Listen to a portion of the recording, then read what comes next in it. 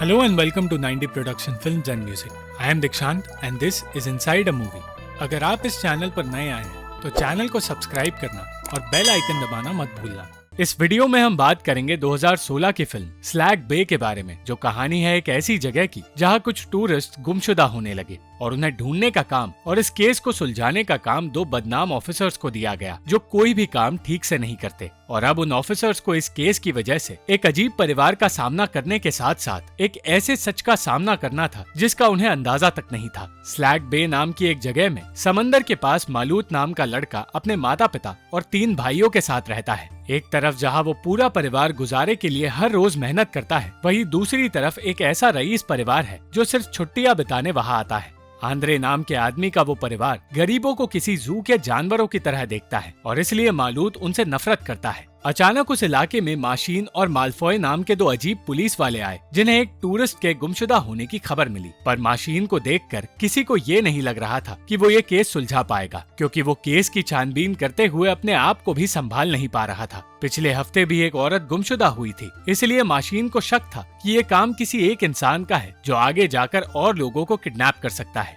Andre अपने परिवार के साथ छुट्टियों के मजे उठा रहा था और उसकी पत्नी इसाबेल अपनी नौकरानी के साथ बुरा बर्ताव करने में बिजी थी। उन दोनों की ही हरकतें आम लोगों से अलग और अजीब थी और इसी वजह से उनकी नौकरानी नदेश भी परेशान हो गई थी।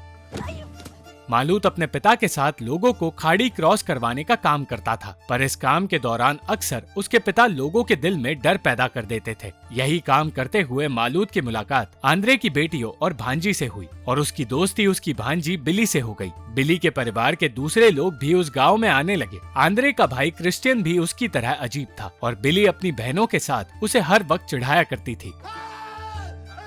एक तरफ ये परिवार वहां रहने की तैयारी कर रहा था तो वही माशीन और मालफॉय केस को गहराई से समझने की कोशिश कर रहे थे। इस बीच गैबी नाम की औरत माशीन की बातें सुनकर इस केस के बारे में पूछने लगी और उससे परेशान होकर माशीन को उसे वहां से भगाना पड़ा। मगर जैसे ही वो औरत वहां से दूर गई, माशीन और मालफॉय को पता चला कि वो भी अब गुमशुदा हो गई है। उसी वक्त किसी गोनी को खींचते हुए मालूत वहां आया, पर किसी ने उसे देखा नहीं और कोई भी ये नहीं जान पाया कि गुमशुदा हुए लोगों को असल में मालूत का परिवार किडनैप करता है और वो लोग उन्हें मारकर खुद खाते हैं। नादेज और मालूत बचपन से एक दूसरे के दोस्त रहे हैं, इसलिए सिर्फ नादेज मालूत के परिवार का राज जानती थी और इस सब से अनजान आंद्रे और इसाबेल ये सोचकर बेफिक्र थे कि उन्हें इस जगह सिर्फ और सिर्फ सुकून मिलेगा। वो इस इलाके की खूबसूरती की बातें कर रहे थे और लोगों को ये समझ नहीं आ रहा था कि उन्हें एक मछुआरे की जिंदगी में कौन सी खूबसूरती नजर आती है। अचानक इसाबेल को कुछ हुआ और उसने अपने बच्चों से कह दिया कि ये गरीब लोग उनके जैसे नहीं है, इसलिए उन्हें उनसे दूर रहना होगा। वो ये नहीं जानती थी कि उसकी अपनी भांजी गरीब मालूत को पसंद करने लगी है और वो मालूत की असलियत जानती तक नहीं। कुछ दिन गुजरे पर माशीन को अब तक गुमशुदा हुए लोगों के बारे में कुछ पता नहीं चला। मालूत और उसके पिता पर नजर पड़ते ही वो उनसे गैबी के बारे में पूछताछ करने आया, पर उसे कोई सुराग नहीं मिला। मालफॉय भी पूछताछ करना चाहता था, पर माशीन वापस पानी के पास जाने से इनकार करने लगा और उसने मालफॉय को भी अपने आप से दूर कर दिया। माशीन की इस जिद की वजह से मालूत के परिवार को 2 नए शिकार मिल गए। कुछ देर बाद आराम करते हुए माशीन और मालफॉय की नजर आंद्रे के घर पर पड़ी। उन्होंने आंद्रे से बात करने का फैसला किया, जो पेड़ों के बारे में बातें करते हुए और एक किताब पढ़ते हुए चिल्ला रहा था। माशीन केस के बारे में पूछने के बजाय उसके घर के बारे में पूछने लगा और मालफॉय को उसे याद दिलाना पड़ा कि वो लोग वहाँ क्यों आए हैं। आंद्रे के घर से पूरा गाँव साफ नजर आता है, पर आंद्रे का कहना था कि वो दिन भर गाँव और खाड़ी की ओर देखता नहीं, इसलिए उसे गुमशुदा लोगों के बारे में कुछ नहीं पता। उस दिन पहली बार आंद्रे को ये पता चला कि वो इलाका सुरक्षित नहीं, फिर भी उसका ध्यान अपनी किताब से नहीं हटा। वहाँ से निकलकर माशीन खाड़ी के पास गया, जहाँ उसे मालूत के घर का रास्ता मिला। वो मालूत के भाइयों से उसके घर के बारे में पूछने लगा, पर उन बच्चों ने उसे कुछ भी नहीं बताया। ना तो मालूत के पिता ने उनकी पूछताछ को सीरियसली लिया और ना ही मालूत के भाइयों ने, और माशीन सिर्फ एक मजाक बनकर रह गया। उसी दिन बिली की माँ औद वहाँ आई, जो अपने भाई की ही तरह अजीब थी। वो भी उस इलाके की खूबसूरती की तारीफ करने लगी और इसाबेल उसके लिए अपनी नफरत छुपाने की कोशिश करने लगी। बिली अपनी माँ का प्यार चाहती थी, पर औद उसे वो प्यार देना ही नहीं चाहती। निराश होकर बिली खाड़ी की ओर गई और मालूद के साथ वक्त बिताकर बेहतर महसूस करने लगी। उस वक्त मालूद ने उससे पूछा कि वो लड़की होने के बावजूद लड़कों के कपड़े क्यों पहनती है। बिली ने इसका कोई जवाब नहीं दिया, पर उसी वक्त उसे और मालूद को एक दूसरे से प्यार हो गया। एक तरफ वो मालूद के साथ वक्त बिता रही थी, तो दूसरी तरफ उसका परिवार खाना मिलने का इंतजार कर रहा था, जो आंद्रे की वजह से उन्हें मिल ही नहीं पाया। औद को अपने भाई पर गुस्सा तो आ रहा था, पर वो उसकी शारीरिक तकलीफ देखकर रोने लगी। मालूद के पिता को जब पता चला कि उसका बेटा नाव लेकर तूफान के बीच गया है, तो वो उससे नाराज हो गए, पर उन्होंने उसे और बिली को बचाने की कोशिश शुरू कर दी। दूसरी तरफ औद भी अपनी बेटी के बारे में सोचकर परेशान थी, क्योंकि कई घंटों तक वो घर लौटकर नहीं आई।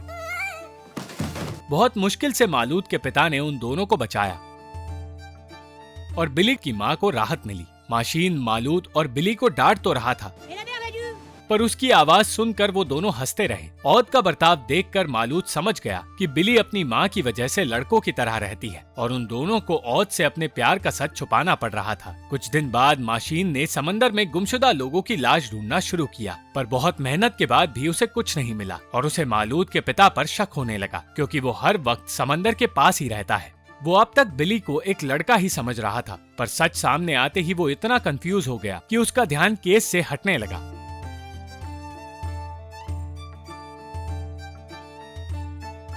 मालूद के पिता को बिली और मालूद का रिश्ता पसंद नहीं आया और बिली के मौजूद होने की वजह से वो अपना नया शिकार भी घर नहीं ले जा पाया। इस सबसे अनजान औद अपने भाइयों के साथ अजीबोगरीब हरकतें करने में बिजी थी और वो सब शराब पीकर छुट्टियों के मजे लेते रहे। औद कहने लगी कि जिसने बिली को तूफान से बचाया है वो कोई इंसान नहीं था, बल्कि ईश्वर ने उसे बचाया है और इसलिए वो ईश्वर का शुक्रिया अदा करना चाहती है। अचानक बिली मालूद के साथ वहां आ पहुंची। औद मालूद के चेहरे और बोलने के तरीके का मजाक उड़ा रही थी और ये बात बिली को अच्छी नहीं लगी। फिर भी उसने मालूद को अपने घर ले जाने का फैसला किया। दूसरी तरफ माशीन और मालफॉय मालूद के पिता पर नजर रखने लगे ताकि उन्हें कोई सुराग मिल सके। बिली का परिवार गुमशुदा लोगों की बातें करने लगा और औद ये बात जानकर घबरा गई कि इस इलाके में लोगों को अगवा किया जा रहा है। बिली को लग रहा था कि मालूद इस परिवार की रक्षा करेगा, मगर सिर्फ नादेज जानती थी कि गुमशुदा हुए लोगों का असली कातिल वही है। बातों बातों में ये बात बाहर आई कि सिर्फ उन लोगों को अगवा किया जा रहा है जो शहर से वहां आए हैं और क्रिश्चियन कहने लगा कि वो शहर में रहता ही नहीं, इसलिए उसे डरने की कोई जरूरत नहीं।